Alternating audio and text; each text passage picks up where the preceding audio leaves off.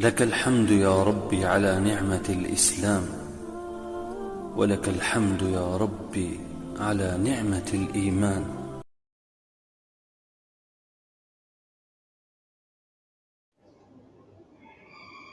السلام عليكم ورحمة الله وبركاته.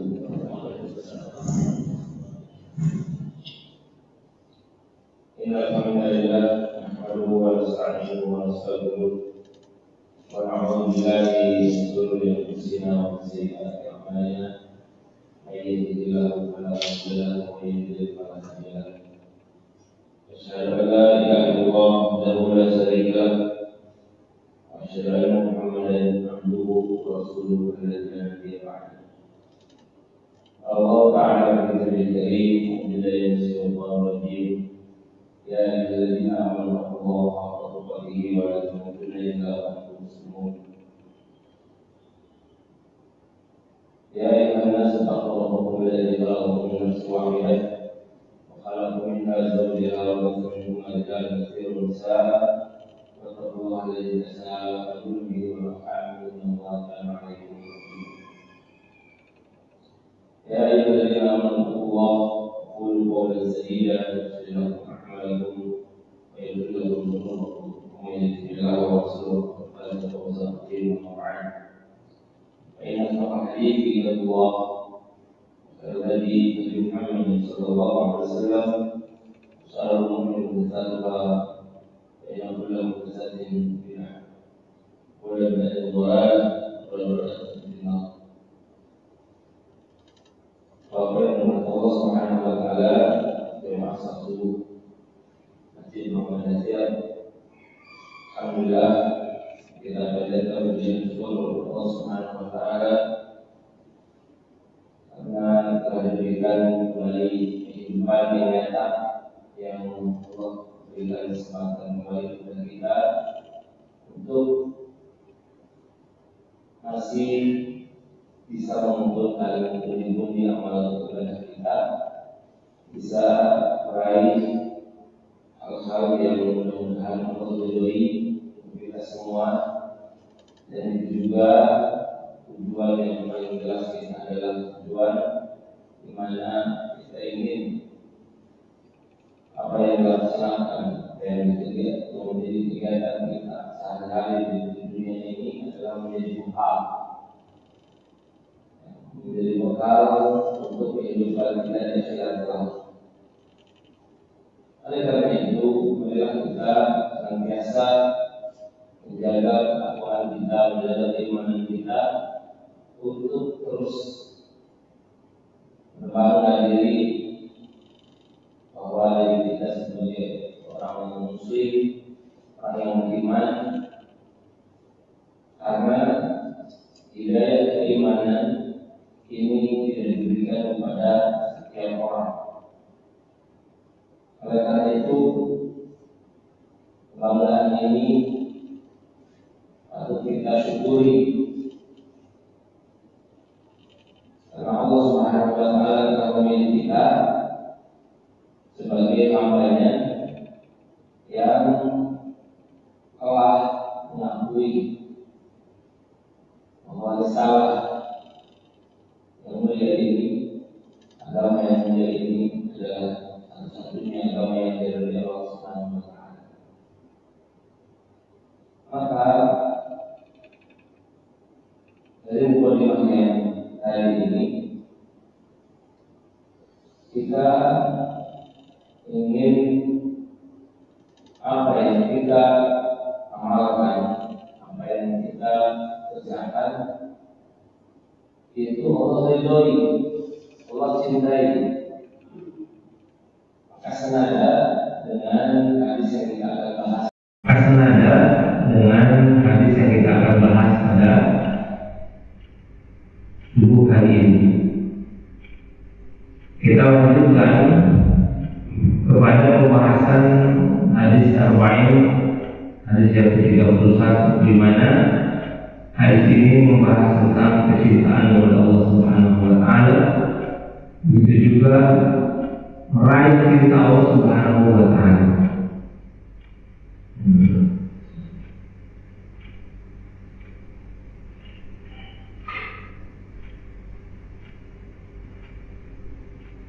Dalam hadis Arba'in Nawawi, hadis yang ke-31, kemarin kita sudah membahas tentang hadis yang ke-30, lumayan panjang pembahasannya, bahkan di dua kali pertemuan. Kita bacakan Al-Sahl bin Sa'd As-Sa'idi, dari Sahal bin Sa'id As-Sa'idi radhiyallahu anhu, semoga Allah berridho kepadanya. Qala, yang mengatakan, Sahal bin Sa'id As-Sa'idi, seorang sahabat, yang mengatakan, ja'a rajulun ila Nabi sallallahu alaihi wasallam, datang seorang laki-laki kepada Nabi sallallahu alaihi wasallam. Jadi kalau dulu gini ya, namanya menceritakan ilmu itu bukan hanya apa yang dirasakan atau yang didengar atau yang diberitakan oleh Nabi kepada dirinya, tetapi ketika melihat ada kejadian apapun di hadapannya yang berhubungan dengan Nabi dan para sahabat yang lain, maka sahabat yang lainnya menceritakan tentang kejadian itu kepada murid-muridnya. Nah, ini penting untuk menjaga kelangsungan atau menjaga cerita ini atau menjaga hadis ini. Apa yang disampaikan nanti dari Nabi kepada seseorang tersebut, apa yang disampaikan dari seseorang kepada Nabi, apa tanggapannya dan sebagainya, itu dicatat, diingat, dihafal. Makanya banyak hadis yang diriwayatkan oleh beberapa para sahabat di mana redaksinya hampir sama, redaksinya atau intinya sama, tapi redaksinya berbeda-beda. Hampir sama. Ada yang bukan, saya sedang dulu, kalau ini tiba-tiba ada seorang laki yang datang ke Nabi seperti itu. Datang ke Nabi apa ini? Maqala ya Rasulullah. Ya, bertanya kepada Rasulullah. Nah, Rajul, seorang laki-laki, seorang pria, ketika di zaman atau ketika waktu para sahabat Nabi itu sudah dimaklumi bahwa beliau pasti sahabat Nabi. Ini betul. Orang yang datang, orang laki-laki siapapun berbeda, dan itu dipastikan orangnya benar, orangnya istiqomah, orangnya terpercaya. Orang para sahabat Nabi menurut para ahli hadis, ketika disebutkan hanya fulan, si fulana, ja'a rajulun, ja'a imra'atun, datang seorang laki-laki, datang seorang perempuan, itu tidak merubah statusnya. Oh, ini siapa nih, nggak kenal. Kalau nggak kenal, nggak diakui hadisnya. Itu berlaku kepada orang selain sahabat, selain orang yang ada di sekitar Nabi Sallallahu Alaihi Wasallam. Jadi siapapun, walaupun disebutnya mau laki-laki, mau perempuan, mau si fulan, mau si fulana, atau siapapun itu, ketika datang seorang laki-laki atau siapapun, maka jangan ada kalimat atau mencela atau melabeli majhul kalau dalam ilmu hadis. Ilmu hadis itu ada bicara tentang ketika ada laki-laki, saya terima informasi dari laki-laki ini, dari seorang laki-laki. Maka ketika ada perawi, ada sanan, ada orang yang bilang seperti itu, tapi bukan ketika menceritakan kejadiannya sahabat Nabi, itu ditolak. Itu hadisnya ditolak, hadisnya dhaif. Kenapa? karena ada orang yang tidak dikenal membawakan sebuah hadis Nabi dan dia bukan sahabat Nabi atau bukan yang membawakan hadis Nabi ketika zaman sahabat. Maka itulah saking ketatnya membawakan sebuah berita dari Nabi SAW sampai kepada kita. Luar biasa. Dan inilah satu-satunya ilmu yang tidak dimiliki oleh agama, yang dipelihara oleh ulama kita, yang dipelihara dalam manuskrip sampai sekarang ada dan jelas. Makanya kenapa kita berbangga sebagai orang Muslim, di mana kita mendapatkan hadis itu tidak sembarangan, hanya sekedar kata situ katanya Nabi SAW bersabda, Nabi SAW berbuat dan sebagainya. Itu sebenarnya tidak sembarangan. Bahkan ada sebuah hadis ada yang sekarang kita hafalkan. Dan sekarang ada hadis nanti apa? Misalkan orang kalau dan jangan kau marah, saya kamu mendapatkan kebutuhan. Ternyata itu hadis yang diriwayatkan oleh Imam Muslim. Yang Imam Muslim ini meriwayatkan 1, 2, 3 sampai Imam Muslim kan ya tidak hidup di abad ketiga. Ya, abad ketiga setelah Nabi ada berapa generasi? Ada sekitar 4-5 generasi. Jauh ratusan tahun lamanya. Tidak langsung Imam Muslim menyampaikan Nabi, Imam Bukhari menyampaikan Nabi. Yang sekarang kepada kita ini riwayat Ibnu Majah, ini riwayat Al-Baihaqi, ini riwayat Imam Muslim, ini riwayat Abu Daud. Dan mereka itu kita belajar dalam diri kita. Mereka itu adalah para mudawwin, para pencatat hadis. Tapi catatan hadisnya itu kalau kita sudah kita lihat dari sahabat bin Sa'id As-Sa'idi radhiyallahu anhu, dari sahabat bin Sa'id As-Sa'idi semoga Allah berdoa kepadanya. Tahu bisa kan? Sahabat Nabi ya. Padahal dari sahabat Nabi sampai Ibnu Majah. Ibnu Majah itu lahir tahun sekitar tahun 200-an. Masih banyak. Ini dipotong, ini disengaja, bukan berarti disembunyikan Rasul ada. Bukan, ini hanya untuk membuat pelajaran kepada kita yang akhir zaman ini, yang sangat mudah untuk melakukan kajian ini.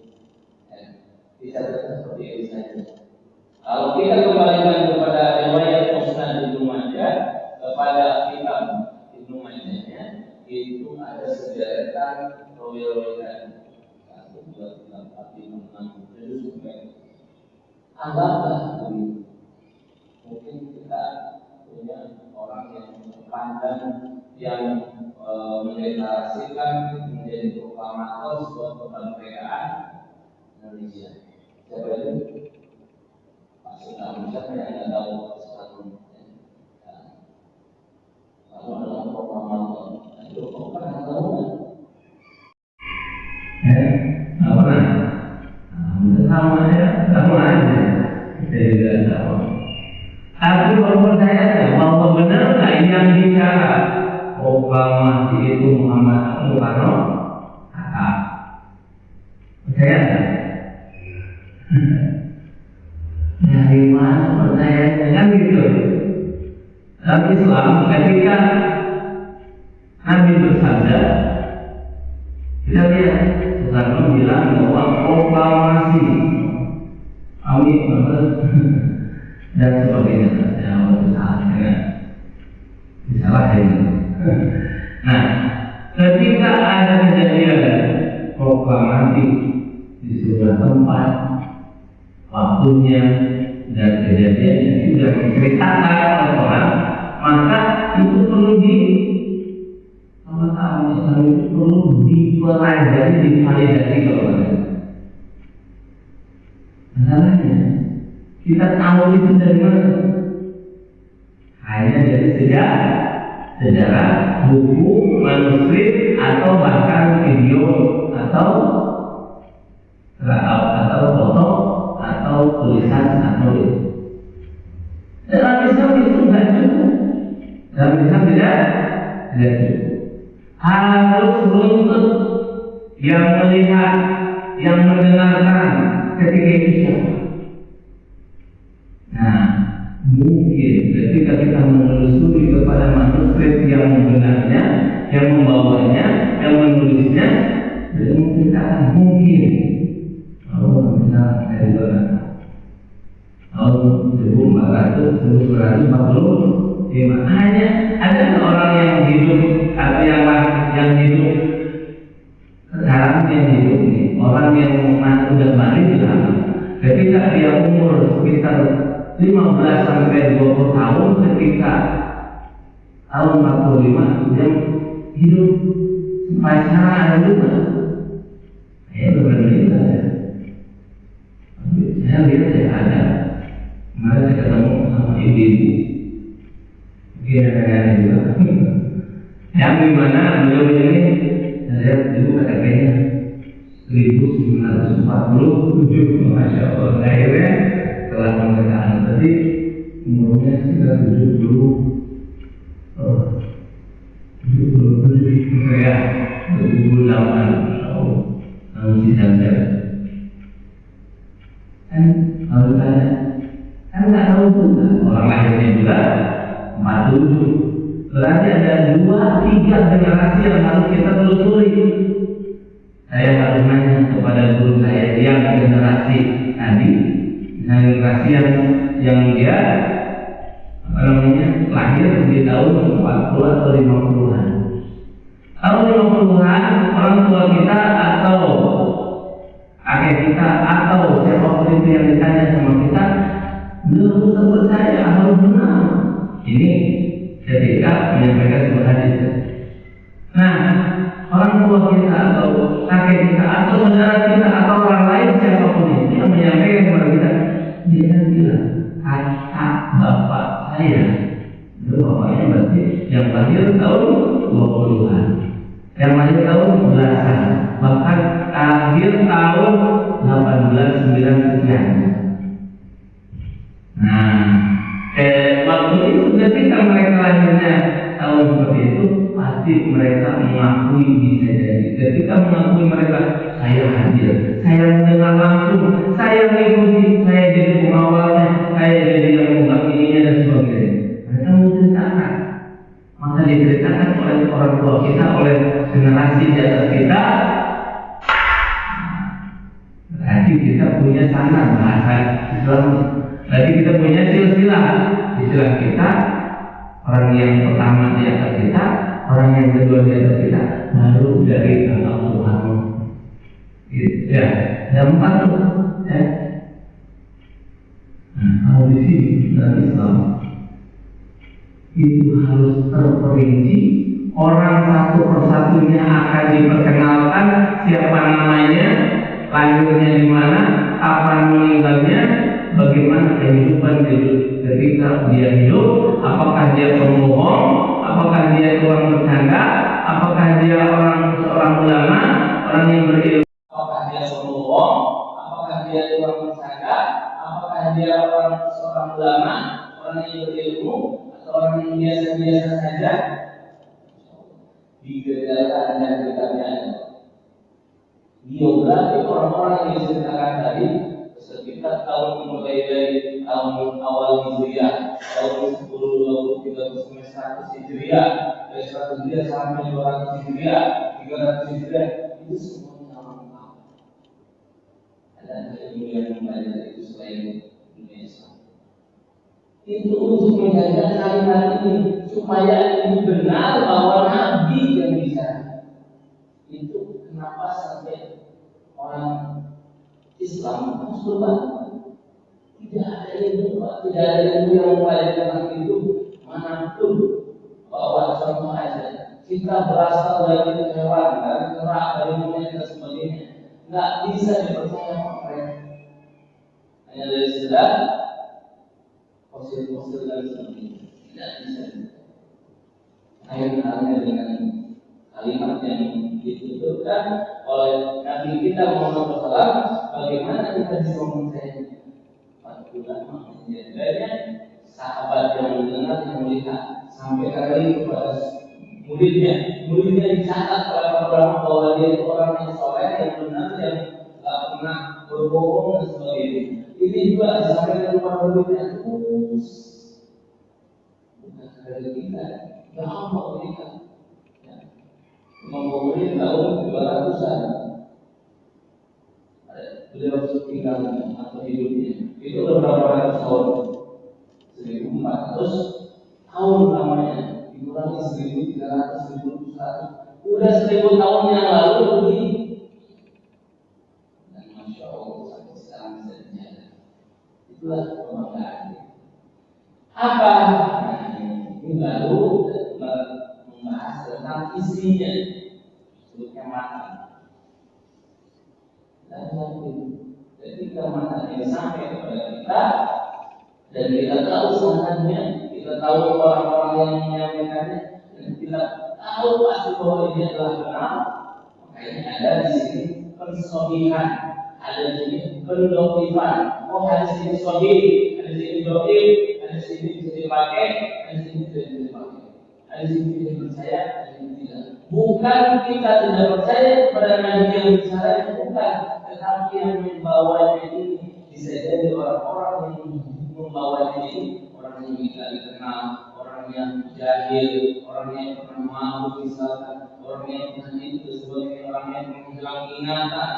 Itu bisa biografinya, dia mau pernah hilang ingatan, atau ada bicara ketika dia umur 40 tahun di sini, dia sudah hilang ingatannya, maka dia mau diambil hadisnya. Membicarakan hadis ini kapan? Oh, dia waktu umurnya 45 tahun, tak boleh doki. Nanti kalau ulama menggunakan hadis ini doki. Kenapa? Karena ada simpulan yang dia meriwayatkan sebuah hadis, tapi ketika dia waktu itu apa? Hilang. Kalau biasa, kami menyampaikan ini supaya merasa ada kebanggaan. Apa yang tersampaikan yang menjadi syariat buat kita itu tidak sembarangan. Ya, kita menerima hadis bahwa Nabi SAW ada di dalam Allahu Akbar. Itu saja Pak melalui hadis yang panjang.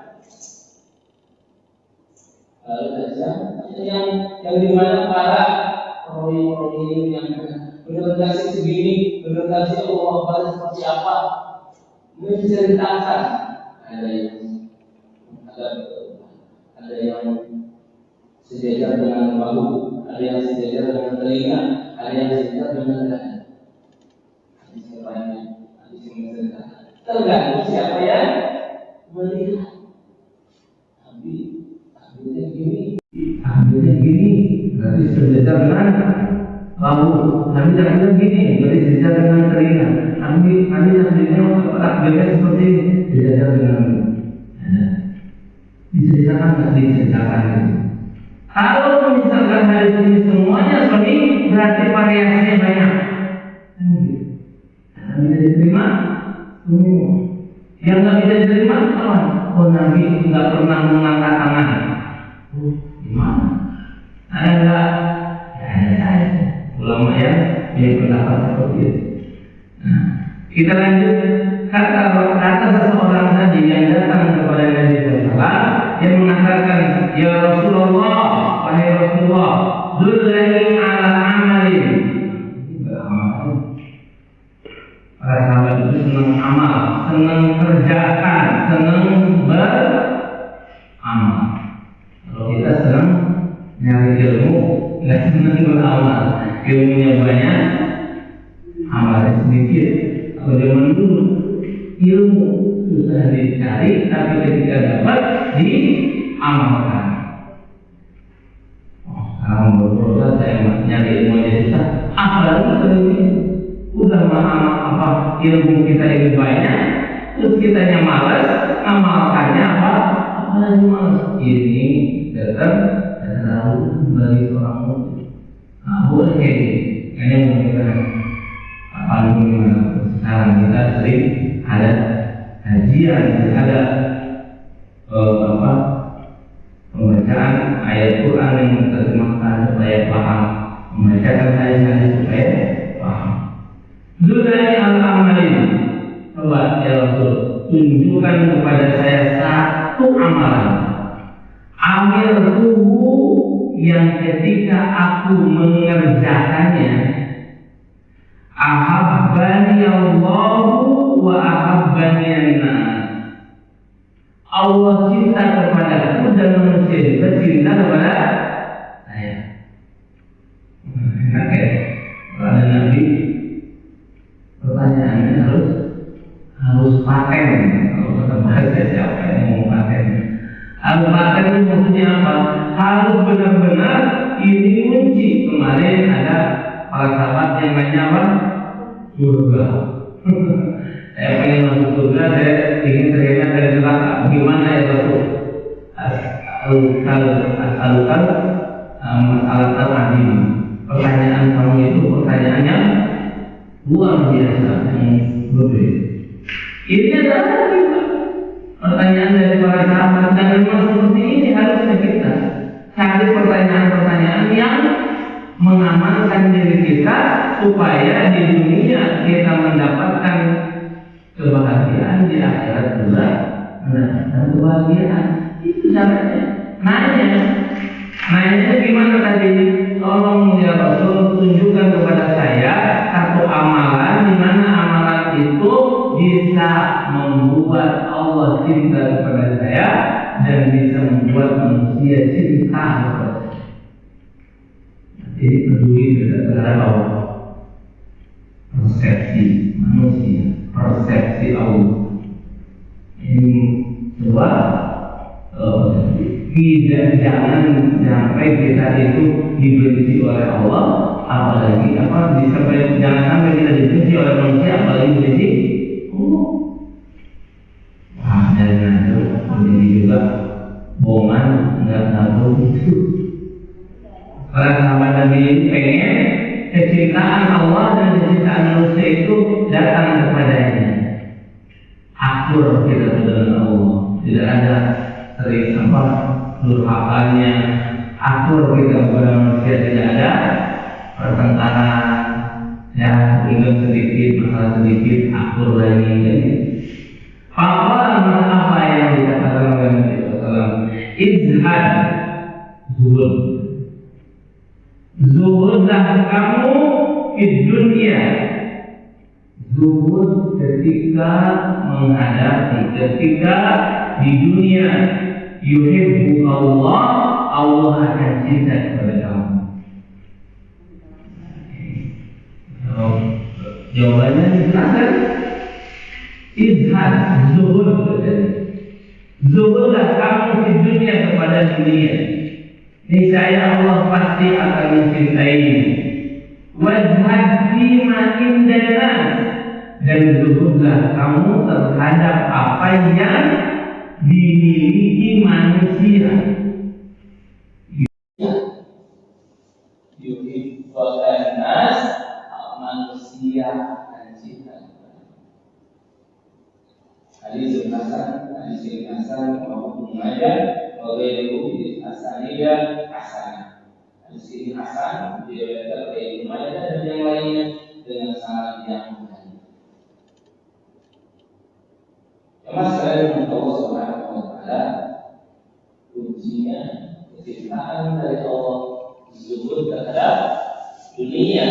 Kecintaan kepada manusia adalah zuhud terhadap apa yang dimilikinya. Pertanyaannya, zuhud itu apa? Nah, dari apa kata zuhud? Maaf, masalah nggak tahu ya. Ilmu zuhud dalam lain. Apa yang dimaksud zuhud? Arti zuhud secara bahasa artinya akar atau meninggalkan. Secara bahasa itu artinya meninggalkan. Kalau kita artikan dalam arti bahasa, maka kita meninggalkan dunia, Allah cinta kepada kita. Kita meninggalkan sesuatu atau tidak peduli terhadap apa yang dimiliki manusia akan cinta kepada kita. Nggak kepo, nggak rusing, nggak pusing dengan apa yang diraih oleh orang lain. Ya. Gimana? Ini dari mana? Itu dapat dari mana? Ini siapa? Punya berapa? Itu pewarnanya kayak gitu. Kita ngurusin dunianya orang lain. Maka manusia tersuka. Kita dikepoin, kita ditanyain. Kalau kita biasa saja, kita tinggalkan hal itu, manusia akan cinta. Ya. Al-Imam Al-Qayyim mendengar gurunya Syekhul Islam Ibnu Taimiyah mengatakan az-zuhdu seperti itu. Ini baru menurut syariat. Apa artinya? Tarku sama meninggalkan. Mala yanfa'u fil akhirah. Meninggalkan apa yang tidak bermanfaat terhadap akhirat kita. Yang namanya apa tadi disebut? Kita meninggalkan sesuatu yang tidak bermanfaat bagi akhirat kita. Artinya apa? Artinya akhirat itu butuh apa? Butuh pahala, butuh kebaikan, butuh persiapan ketakwaan, butuh ini dan sebagainya. Ada enggak yang tidak menjadikan apa yang kita lakukan ini tidak menjadikan pahala, tidak menjadikan kebaikan buat akhirat? Ada. Perbuatan sia-sia, hal-hal yang bermain-main, boleh nggak? Boleh dilakukan, tidak dosa. Banyak. Tetapi orang zuhud enggak melakukan itu, enggak beli itu, enggak mau. Ngapain Pak? Saya lagi ngalamun boleh nggak boleh. Tapi manfaatnya ngalamunnya. Saya sedang melakukan hobi ini, hobi itu, boleh nggak? Boleh. Tapi balik lagi pikir, ini manfaat nggak untuk akhirat? Kalau dirasa ini ada manfaatnya untuk akhirat, ada kebaikannya, saya lakukan. Kalau nggak ada manfaat, saya tinggalkan. Ini namanya zuhud. Meninggalkan sesuatu yang boleh, tapi tidak berpotensi untuk mendapatkan pahala, dia tinggalkan. Itu namanya orang sedang menjalankan kezuhudan. Orang biasa. Kalau kemana laut ini jalan-jalan wisata, karena banyak wisata, mau wisata religi, wisata rohani, wisata kuliner, wisata banyak. Nah, ketika kita melakukan itu boleh nggak? Boleh. Kita melakukannya apakah itu berpotensi? Apakah itu berpotensi untuk mendapatkan pahala atau enggak? Mikir dulu orang muslim. Ketika kita tidak mendapatkan pahala, maka berarti kita sedang menjalankan sesuatu yang boleh, tapi sia-sia. Ya, senang doa, boleh nggak? Boleh. Tapi berarti belum zuhud gitu doang. Kalau kita mau zuhud, mau dicintai oleh Allah, maka tinggalkan. Disebut orang zuhud itu suka orangnya nggak terlalu mengumpulkan dunia banyak-banyak. Wal-wara', nah ini ada temannya, adiknya atau kakaknya, namanya wara'.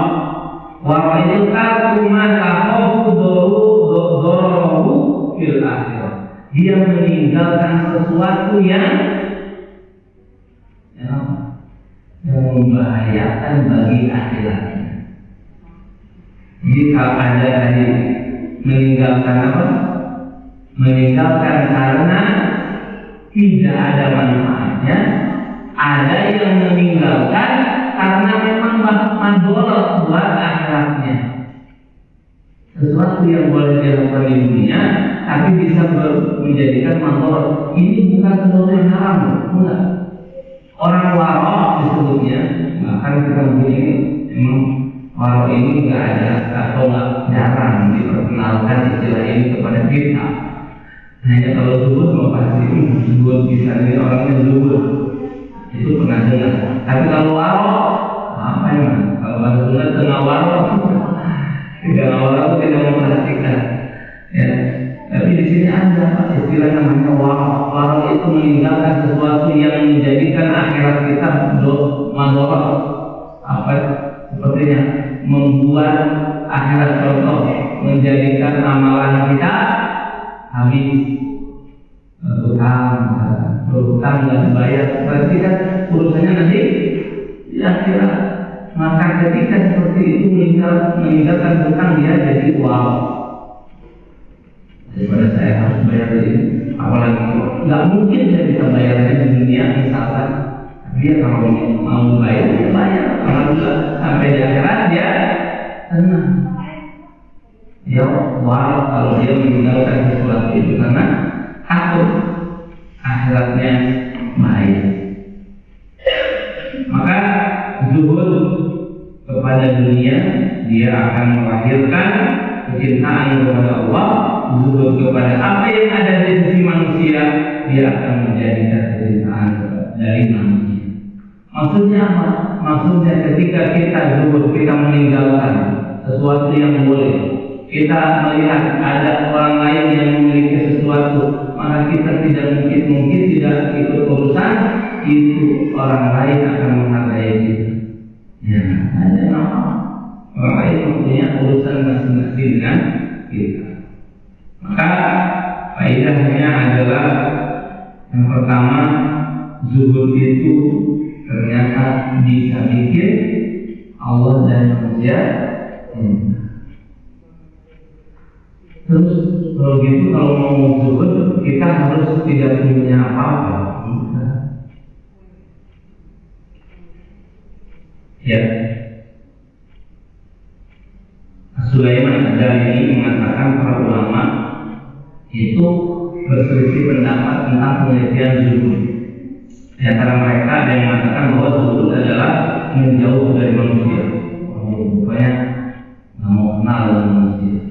Ada juga yang mengatakan bahwa zuhud itu meninggalkan hawa nafsu yang berhubungan dengan manusia. Ada juga yang mengatakan zuhud itu tidak pernah kenyang.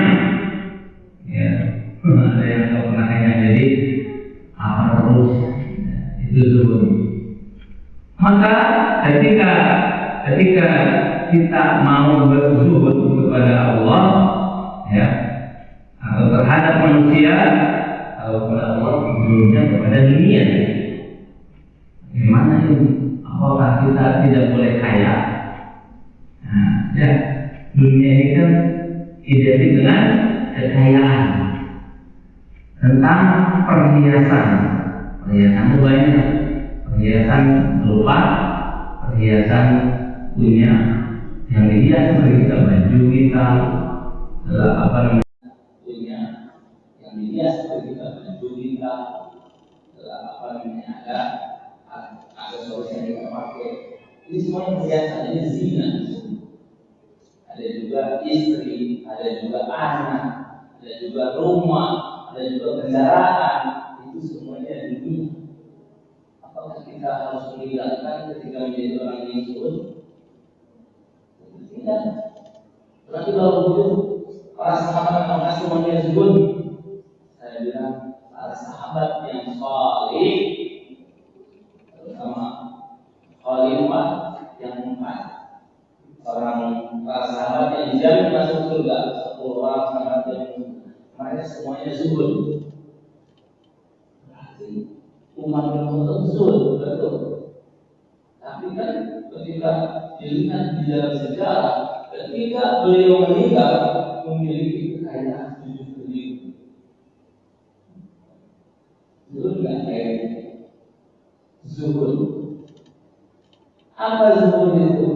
Zuhud itu bukan berarti meninggalkan semuanya, tapi dia mengambil dunia, meninggalkan dunia dan diberikan rezeki oleh Allah dan diterima dan dialokasikan kepada sesuatu yang bermanfaat sesuai dengan proporsionalnya, dengan proporsinya. Itu zuhud. Ketika kita diberikan oleh Allah rezeki yang besar, maka dia zuhudnya adalah mengalokasikan apa yang dia miliki kepada sesuatu yang menjadikan dirinya berpahala akibat dunia ini. Punya harta yang banyak, mau jadi sedekah, mau jadi wakaf, mau jadi infak, mau jadi zakat. Itu namanya harta yang diberikan kepada orang soleh yang zuhud. Punya anak harus punya harta, ditinggalkan tidak boleh, miskin. Ada dalam Al-Quran yang membahas ini. Ketika kita meninggal dunia, kita kan disarankan oleh Nabi SAW, kamu itu mewariskan sesuatu di dunia. Jangan sampai anak-anak kamu, orang-orang yang diwarisi oleh kamu, ahli waris kamu itu minta-minta kepada manusia. Itu menunjukkan kita harus zuhud kepada dunia, tapi kita juga harus proporsional. Zuhud ini adalah proporsional. Kenapa? Dia mendapatkan banyak dunia di sana dan dia alokasikan ini untuk anak saya yang pertama, anak saya yang kedua, anak saya yang ketiga, terus seterusnya. Ini peninggalannya, ini rumahnya, ini usahanya, ini kendaraannya. Boleh nggak seperti itu? Sangat boleh. Akan dianjurkan oleh Nabi SAW. Kita memikirkan bagaimana sepeninggal kita, anak-anak kita, keturunan kita tidak minta-minta kepada manusia. Ada hadisnya. Dan inilah zuhud ketika kita mendapatkan harta yang banyak. Zuhudnya kita mempersiapkan diri kita supaya kita tidak minta-minta kepada manusia. Jadi ketika ngorek-ngorek hal-hal yang ada di orang lain, itu manusia risih, maka dia tidak sebenarnya. Ya.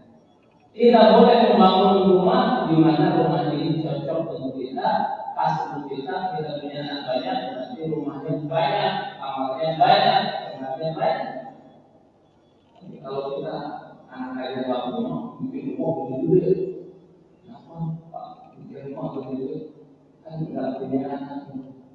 Saya tiap minggu mau datangkan anak yatim, suruh makan di sini, kalau bisa nginep di rumah saya di sini. Saya senang seperti itu. Berarti dia masih dia mengalokasikan tempatnya bukan untuk dirinya sendiri. Untuk dirinya sendiri masa pojoknya itu bukan. Ya. Tapi ketika berpikirnya tidak berpikir aja, tidak berpikir orang miskin, tidak berpikir untuk bermanfaat kepada orang lain, maka dia sudah tidak sebenarnya terhadap dunia. Apakah tidak dunia? Apakah tidak zuhud dosa? Tidak juga. Zuhud ini proporsional.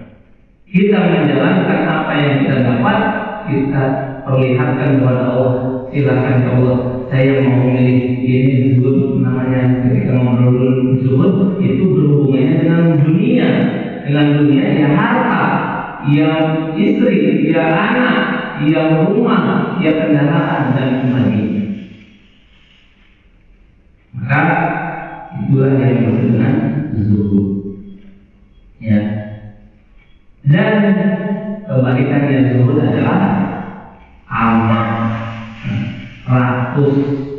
Tahu kan yang rakus gimana? Maka ketika kekayaan atau dunia ada di tangan orang-orang soleh, maka insya Allah kejayaan umat manusia, kejayaan kaum muslimin akan diraih kembali. Ya, masya Allah, Umar bin Khattab punya kekayaan luar biasa. Tiap hari ngurus pasar pasarnya disyariatkan. Nggak boleh ada yang curang, nggak boleh ada yang mengurangi timbangan, nggak boleh ada yang berbicara kotor, nggak boleh berisik, nggak boleh gitu, nggak boleh ketika itu diatur oleh Umar bin Khattab ketika terjadi, masya Allah, masyarakat kaum muslim kita itu banyak, maka mereka membangun pasar, pasarnya diurus oleh Umar bin Khattab, pasarnya diurus oleh Umar bin Khattab.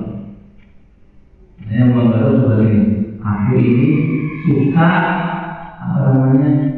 aku ini jarang meriwayatkan hadis, jarang ketemu Rasulullah. Kenapa? Karena saya banyak ngurus pasar. Ngurus pasarnya aja dijamin surga beliau. Berarti orang yang punya keterlibatan untuk memiliki atau untuk mengislahkan manusia, untuk memiliki kemaslahatan kepada manusia, itu memiliki kebaikan. Beritapan sampai hari ini punya anak wakaf, bahkan punya hotel namanya untuk wakaf Nabi Affan radhiyallahu anhu. Sampai sekarang sudah ribuan tahun, sudah ratusan tahun, ribuan tahun bermanfaat. Jadi zuhud karena hartanya bermanfaat. Bisa ketika seperti itu Allah suka kepada dia. Itulah ya, zuhud ada hukumnya. Zuhud ada hukumnya. Zuhud kepada kesyirikan hukumnya wajib. Zuhud itu kan meninggalkan. Saya zuhud aja, saya meninggalkan saja. Kepada kesyirikan wajib. Zuhud kepada maksiat wajib. Zuhud kepada yang halal itu sunnah. Itu yang maksud dibahasakan. Jadi hal yang halal tapi tidak bermanfaat kepada akhirat, maka kita tidak dosa.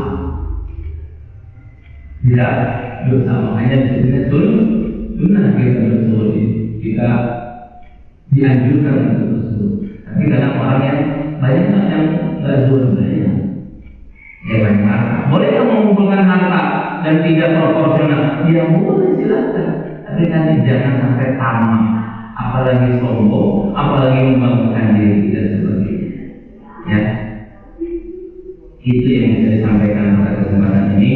Mudah-mudahan bermanfaat dan kita termasuk orang-orang yang zuhud terhadap dunia kita supaya kita dicintai oleh Allah.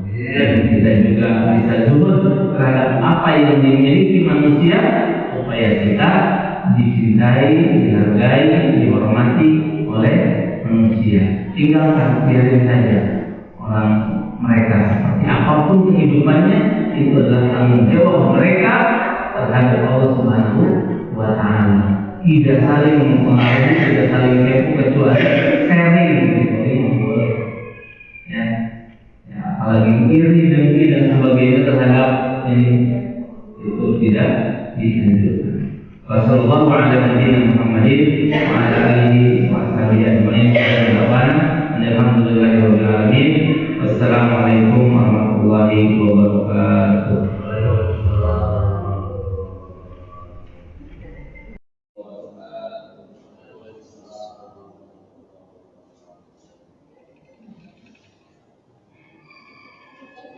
Mau tanya boleh, sambil mau makan boleh. Kenapa? Sholat Jumat ketinggalan bisa berdoa, atau ketinggalan khutbah Jumat juga. Iya, ketinggalan berdoa pasti juga ketinggalan khutbah Jumat. Sama obat istighfar sama Allah ya. Jumat itu dia sholat 2 rakaat yang sebelumnya mendengarkan 2 khutbah. Itu namanya sholat Jumat.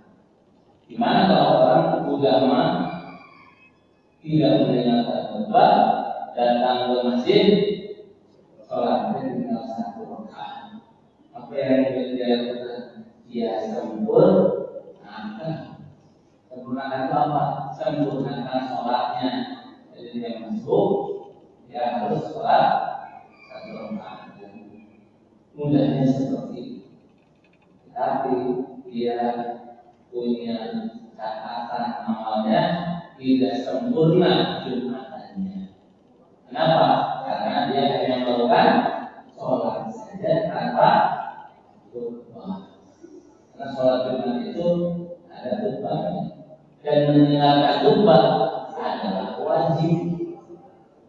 Ya kan, bukan orang dengan sholat ketika azan atau sholat ketika mendengar khutbah. Kalau kita banyaknya nunggu azan selesai baru sholat ya. Kan kita nunggu dulu azan. Mana yang lebih wajib? Mendengarkan apa? Mendengarkan azan atau mendengarkan khutbah ketika khutbah Jumat? Karena yang lebih wajib. Nah, apa dalilnya? Apa dalilnya lebih wajib mendengarkan khotib berkhutbah daripada sholat, daripada mendengarkan azan?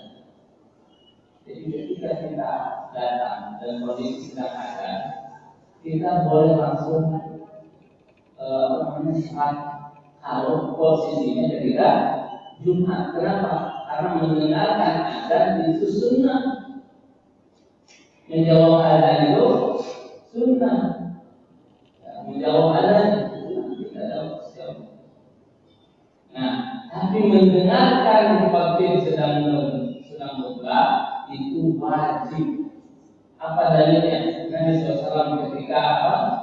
Ada yang berbicara, kata Rasulullah, siapa yang berbicara? Ketika khotib sedang khutbah, maka lalu kemudian sia-sia.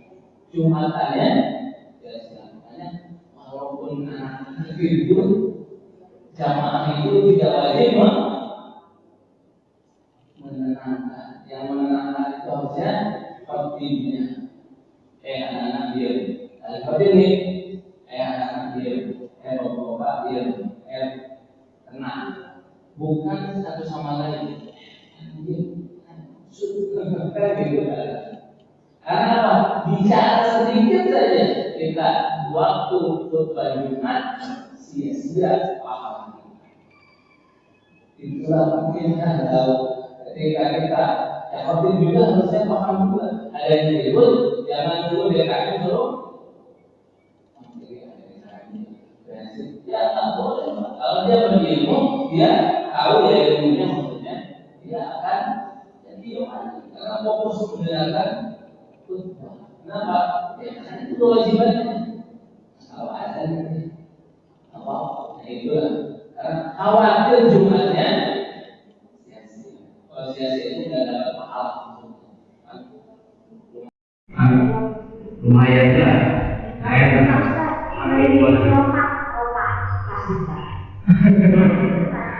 Bapak itu kan datang. Hanya kelompoknya datangnya jangan lagi lupa. Kalau bisa kan kaki wajib itu saja.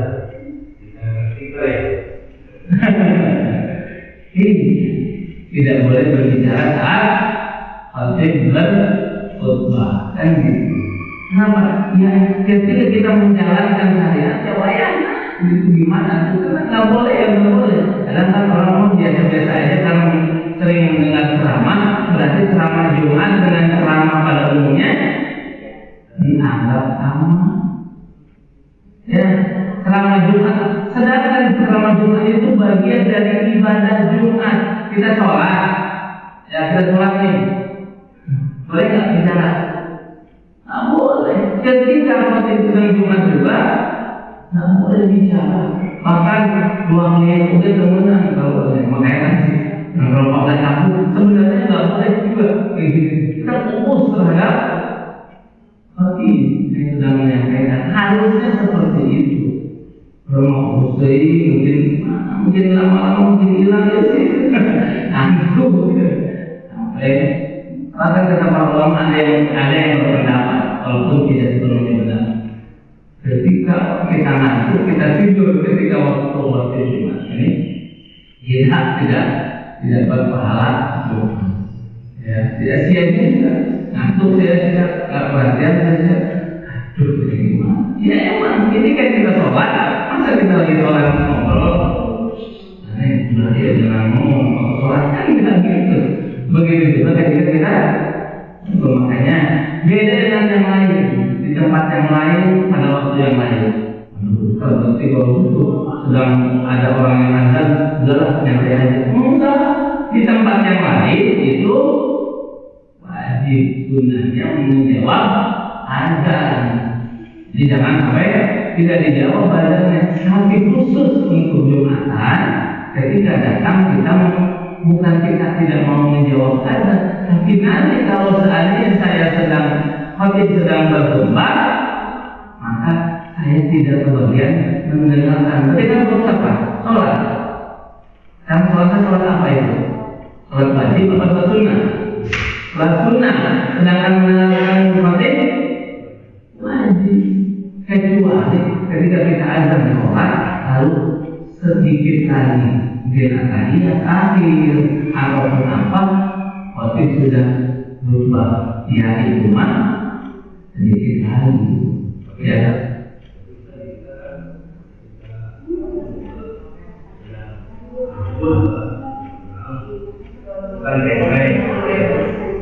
Itu boleh. Kemudian yang mana ya, makan dulu Pak. Ya itu Pak, makanya nanti bagian Pak kali ayah diharapkan kayaknya itu berangkatnya jangan sedang berdoa, sedang azan kalau bisa, ya cepat gitu ya kalau bisa ya udah nggak ada kayaknya tuh mau pasal di sana, nah gitu ya. Ini sudah ada 1, 2, 3 untuk jadi top sampai di sini.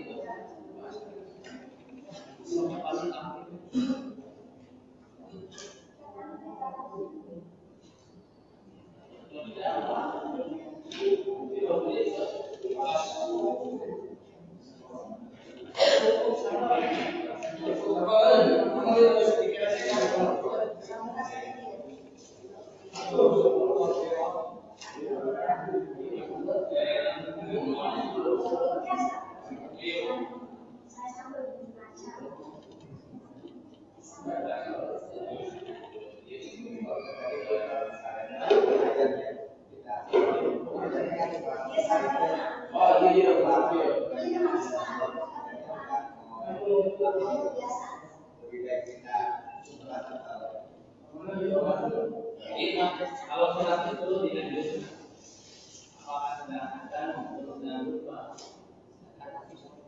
Ketika sedang lupa, ada dalil kamu sholat dulu. Nabi kan pernah kalau sholat lupa, ada orang yang datang, kamu sholat dulu. Itu maksudnya ketika kita sedang azan, kemudian menunggu azan, beres. Ada sama ada yang berada di masjid. Ini dua alasan. Kalau ditanya alasannya, ada dulu kan gitu ya. Kalau ada itu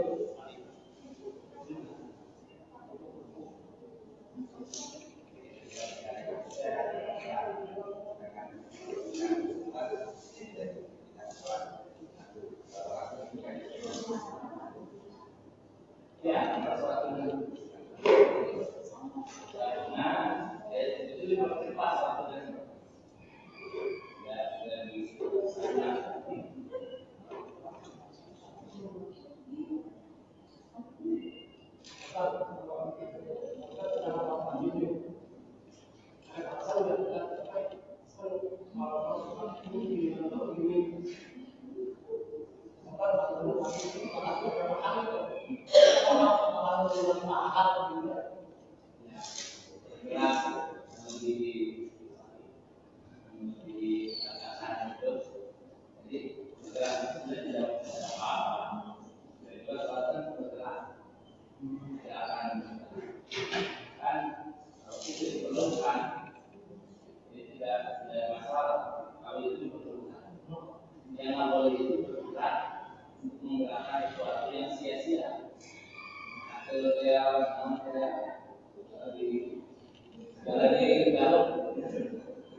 Ada salah mungkin. Kita lagi sholat, mungkin baik. Kita boleh pak. Kita berhenti dulu dari bacaan sholat kita matiin buka dan kalau kita hindarkan dan kita lanjutkan. Sholatnya, berruku dan turkaan. Ada apa yang bahaya? Kalau kita sholat takut kan? Kita ini dulu, kita singkirkan dulu.